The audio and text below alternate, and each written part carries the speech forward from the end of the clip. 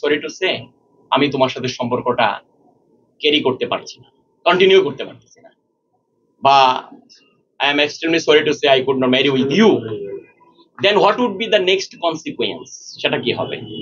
1877 সালের সুনির্দিষ্ট প্রতিকার আইন বলতে একটা আইন আছে বাংলাদেশ, সেটার 22তম যে ধারাটা, সেখানে স্পেসিফিক্যালি বলা আছে যে যে সকল বিষয় একজন ব্যক্তির ব্যক্তিগত ইচ্ছার উপর নির্ভরশীল, সেগুলোকে এক্সিকিউট করার জন্য কাউকে বাধ্য করা যাবে না।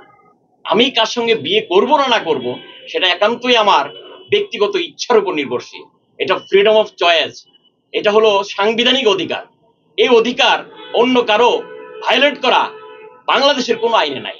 এটা সকলের অবগতির জন্য জানাচ্ছি। আচ্ছা, আপনি যেহেতু বললেন ফ্রিডম অফ চয়েস, সেক্ষেত্রে বিবাহ নিজের স্বইচ্ছায় যাকে খুশি তাকে বিয়ে করতে পারে, এটা ঠিক আছে, কিন্তু সেক্ষেত্রে লিভ টুগেদার কি করার কি কোনো বাংলাদেশে কোনো আইন নেই। আমাদের বর্ষাপু আরেকটি ভিডিওতে বলেছিল যে উনি লিভ টুগেদারের মতো করে তার বাসায় কিছুদিন ছিল, 5 দিন 7 দিন এমন। না না না, লিভ টুগেদার না। সে যখন মামলাটা করে তখন আমি তার বাসার একটা রুম, তার বাসায় তার মা আছে, তার বোন আছে, তার বাবা আছে, তার ছোট ভাইয়ের বউ আছে, এবং আরেকটা রুম সে সাবলেট অলরেডি দেয়া, আরেকটা রুম সাবলেট দেয়া, যেখানে কোনো একজন ভদ্রলোকের সেকেন্ড ওয়াইফ বসবাস করে। হ্যাঁ, তো ওইখানে ওই একটা শুরু ঢুকতেই যে প্রথম রুমটা, ও আমাকে বলে তুই এখানে কিছুদিন স্টে করতে পারিস। তো আমি বলি যে দেখ, আমি তো রাতে ঘুমাইতে পারি না একা।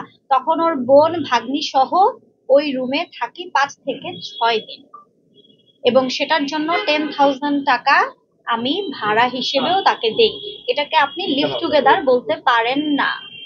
আপনি তখন বলতে পারবেন যদি আমি একই ছাদের নিচে ওর সাথে সংসার করি।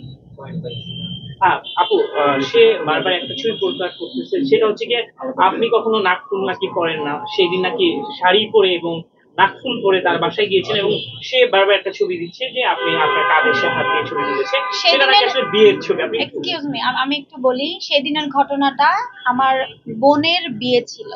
আমি বলেছি আমার বোনের বিয়েতে ও ওর ভাগ্নি সহ গিয়েছে, সেই ছবিও প্রকাশ করেছে। দেখবেন সাদা রঙের পাঞ্জাবি পরা, আমার বাবা আমার মায়ের পাশে। হ্যাঁ, এবং আমার ওই একই পাঞ্জাবি, খেয়াল করে দেখবেন, ওইটা ছিল আমার বোনের বিয়েতে যাওয়ার সময়।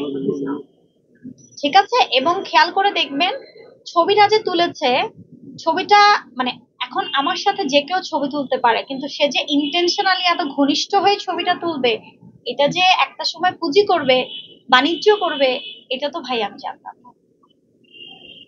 এবং সে পারমিশন ছাড়া, ডিজিটাল নিরাপত্তা আইন থেকে শুরু করে সকল আইনে আছে।